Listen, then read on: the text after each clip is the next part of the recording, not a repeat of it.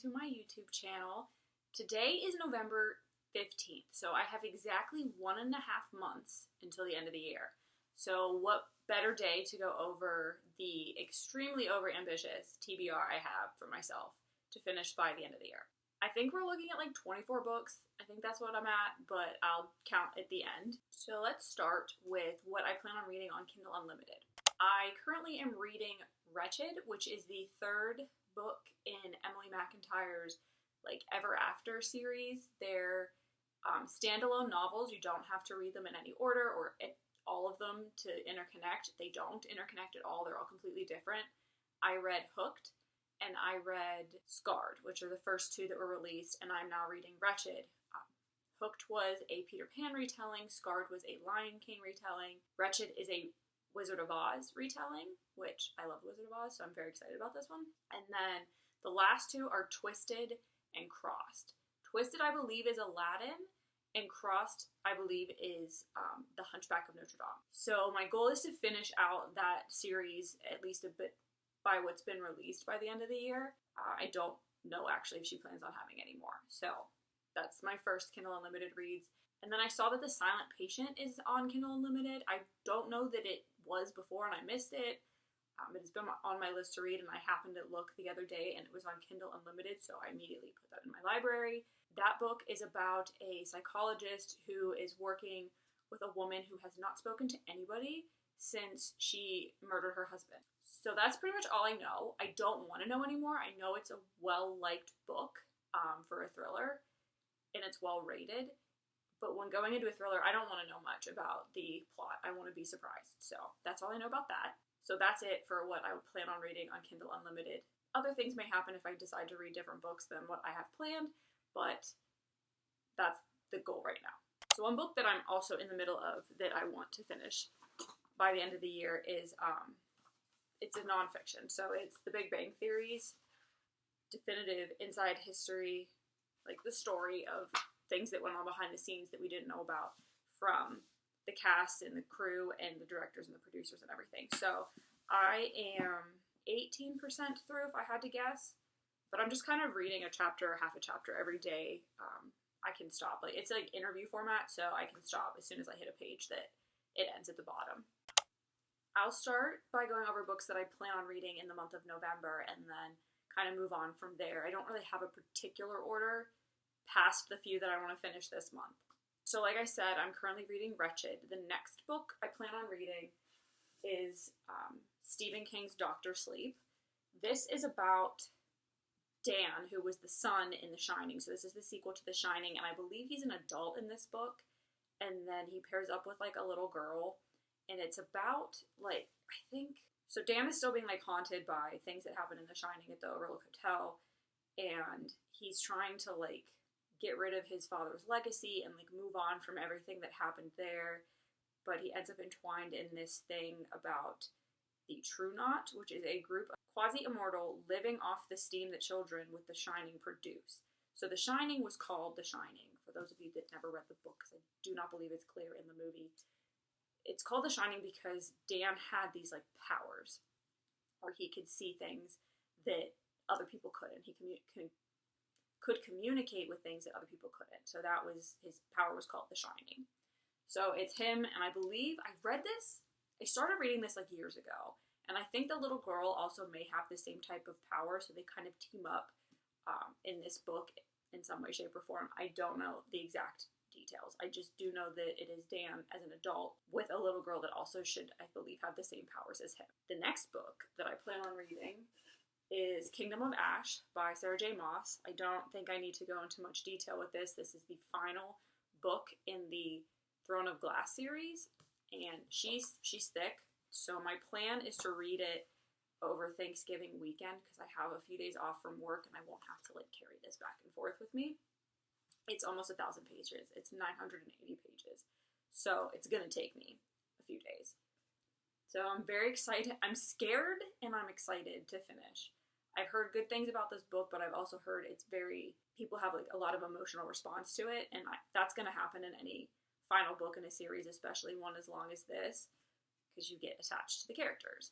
But I'm excited to see how this series wraps up before the next Crescent City book comes out, but I am a little bit scared, so we'll see.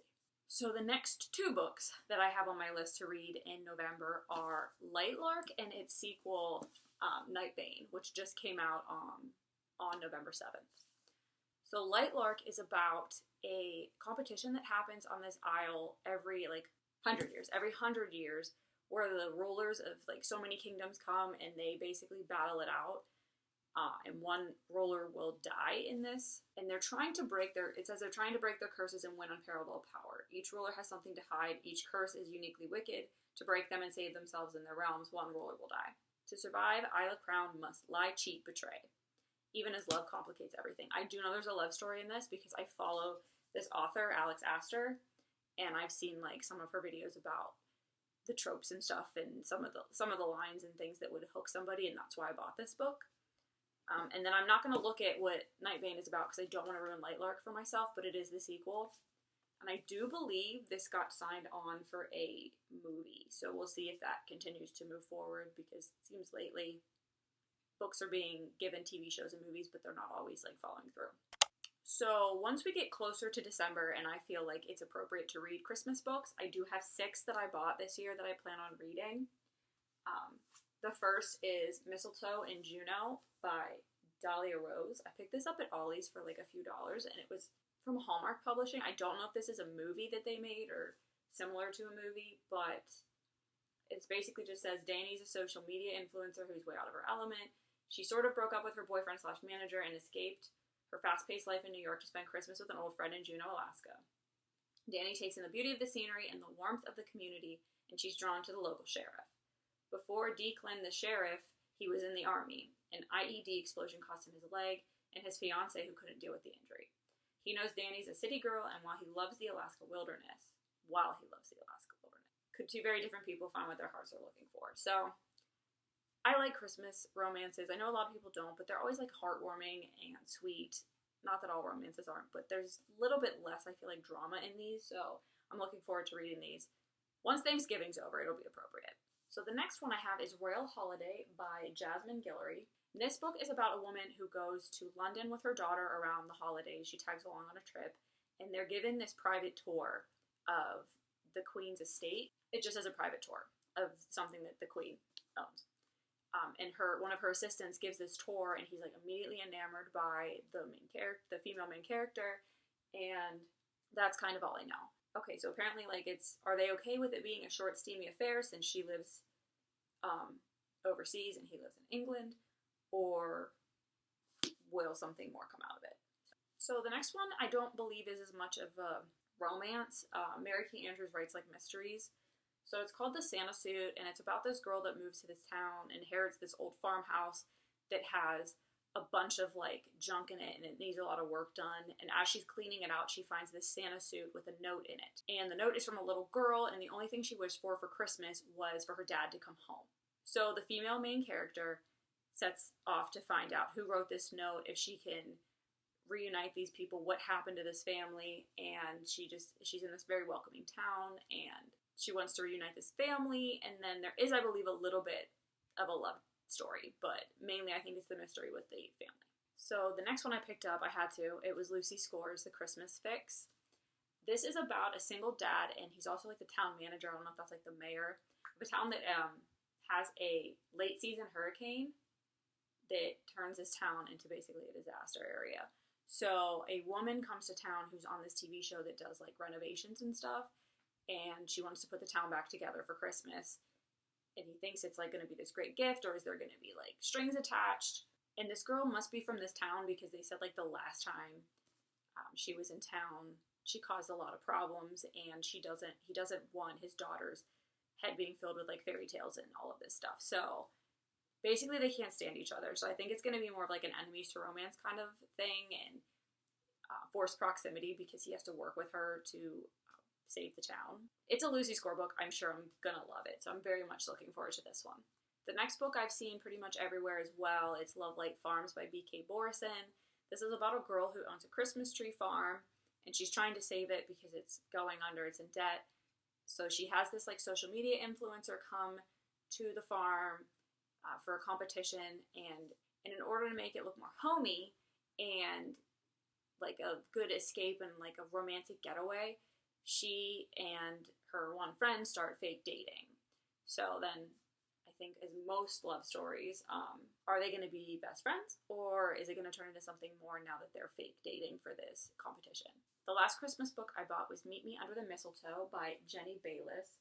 I believe this is a second chance romance. This is about a girl who lives, I believe, in London, and she works at a bookstore, and for the holidays, one of her friends is getting married and invites a lot of old college friends up to the area that they're getting married to spend time before the wedding. While she's there, obviously, it's a second chance romance. One of the other guests is a former fling from college who she can't stand anymore, but as they spend more time together, they start to get closer. She has to fight those feelings and figure out if she can get over the past and move forward with this man.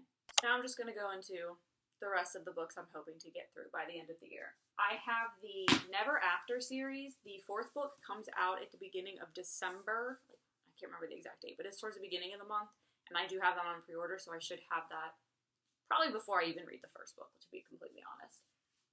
But from what I'm understanding, this series is about people from Never After, which is like a TV show that somehow cross paths with people in the real world. The first one's about a girl that's being bullied at school, and on the way home, she interacts with a guy who claims he's this character from this TV show she likes, and she doesn't believe him, but then she gets swept into their world of like fairy tales and princesses and all of that. And I believe each book has some type of like adventure with the cast and crew and the characters from that TV show. I don't know too much about it. I love Disney. And I know Melissa De La Cruz does a lot of like Disney retellings, and I think she was involved with like The Descendants, which was like the kids of the villains and all of that. So I thought this would be like a fun, cute read, and it's YA, so it hopefully shouldn't take me too long. But I'm looking forward to getting through at least a few of these by the end of the year. Next, I picked up The Brothers Hawthorne. I finished the Inheritance Games trilogy in October, so I was at Barnes and I saw this, and I can't walk out of a Barnes & Noble without buying a book. So this was the only book I walked out with, but I did pick this up about a week ago, and I figure I'll try to read it before the end of the year so that I'm done with this series going into the new year until the new book comes out next summer, I think it is. So this is set aside from the original trilogy because the original trilogy was in Avery's POV. And this, I believe, is in Jameson and Grayson's POV. And it's about, like, puzzles and riddles and stuff that they're trying to solve and another adventure. And I also believe that's what the next book's about.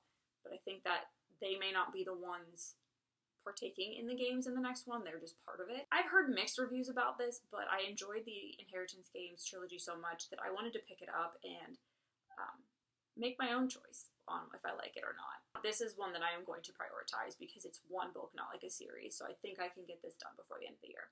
And talking about making your own decisions about books that you like or don't like, I just finished A Curse for True Love today, so I finished the Once Upon a Broken Heart series, and I heard so many mixed things about the final book that people didn't like it. There wasn't enough of one particular character and one storyline. But personally, I loved it. It was my favorite book out of all of them. I don't know if it's because it was the final one. I know a lot of people love The Ballad of Never After the best, which is the second book. I honestly thought it was the perfect story for the two characters that it was focused on. I like that Stephanie Garber didn't make it a like fruity fairy tale book, that it was more like real struggles and trying to overcome real things in the book. And she didn't gloss over that and just give us like a fan fiction third book. So I appreciated it. I loved it. I still felt a lot of emotions during it. I thought it was perfect ending. I loved it. So that just goes to show, make your own decisions when it comes to books. You can look at reviews, but everybody likes different things. So moving on from the unintentional book review I just gave, I picked up all 3 of the Kingdom of the Wicked books. So Kingdom of the Wicked, Kingdom of the Cursed, Kingdom of the Feared, and this is by Carrie Maniscalco. This is about a girl who has a twin sister who she happens upon her dead body one night. So then she obviously sends out, obviously to me because I would destroy anyone that hurt my sister. She sets out to find and seek vengeance against the person that killed her sister. So to do this, she gets herself involved in a little bit of dark magic, and then one of the princes of hell, this series goes along this with the story of Wrath. She pairs up with him. She thinks he's trying to help her. Things aren't always as they seem. That's pretty much all I know about this series. Again, I'm not going to read the backs of the other books because I don't want it to ruin the ones prior to it. But I've heard good things about this. This is a YA romance, fantasy romance. So I don't think it's like super spicy. I have seen that the Throne of the Fallen is on the opposite end of that scale because it's considered an adult book.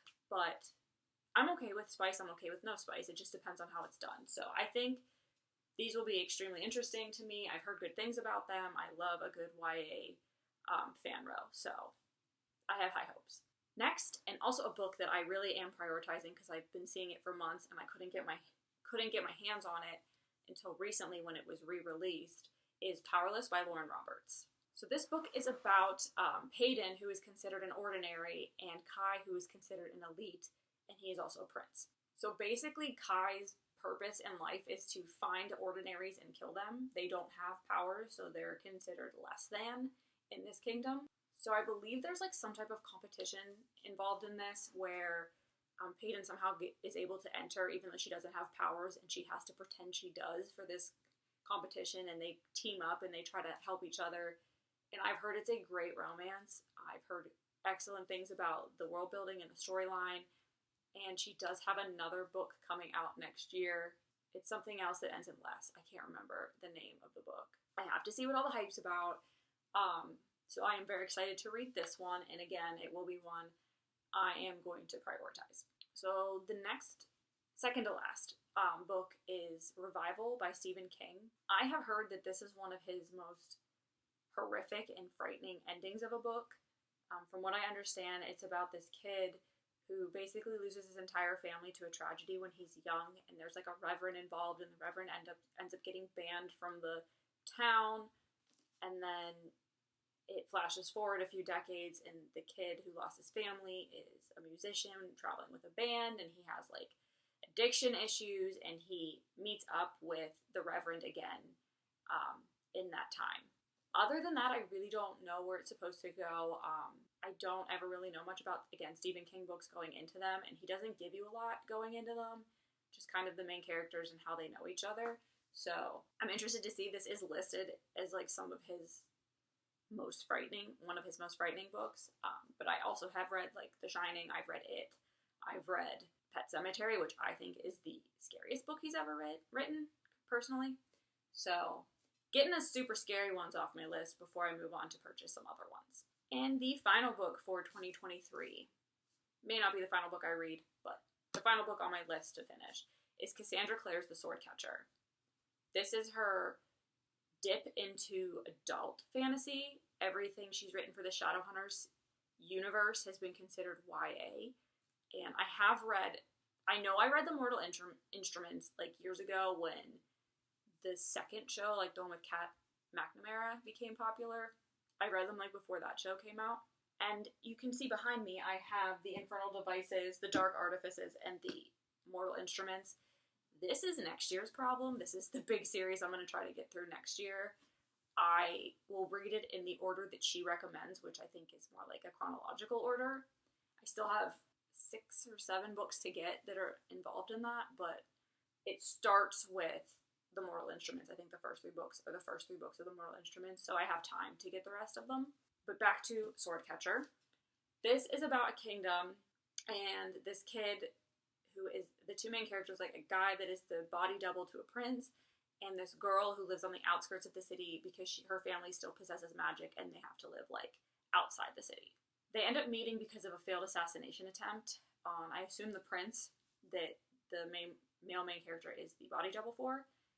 And they end up getting thrown into like the corrupt underground world of their kingdom. And I'm not sure much after that. I do know that's the background of the characters. That's how they meet. I have heard this is a lot of world building, but this is supposed to be a series, so I'm expecting that. So going into it, I'm expecting it to be a little bit slower. But I have high hopes for this entire series when it all comes to fruition because I have always loved the Cassandra Clare books that I've read in the past. So there you have it. Those are the books I plan on reading for the end of the year. To count, I have 2 books I've started, 3 books on my Kindle, so that's 5, 25. And then like I said, I also have the next Never After book coming in, 26. And I believe I'm getting Iron Flame for Christmas, which is why I have not read it yet. So I'm avoiding spoilers, but I will probably try to read that as soon as I have it in my hands. So we're looking at close to 30 books. I do not think that's going to be possible, so we'll see how many I can power through before the end of the year during the busy holiday season. So thanks for joining me today. I hope you liked the video. I hope that there's some of these books that maybe are interesting to you now or that you've already read. Let me know. Thank you for listening to me talk about my overambitious TBR for the rest of the year, and I hope you all have a wonderful day whenever you're watching this, and I hope to see you in the next one.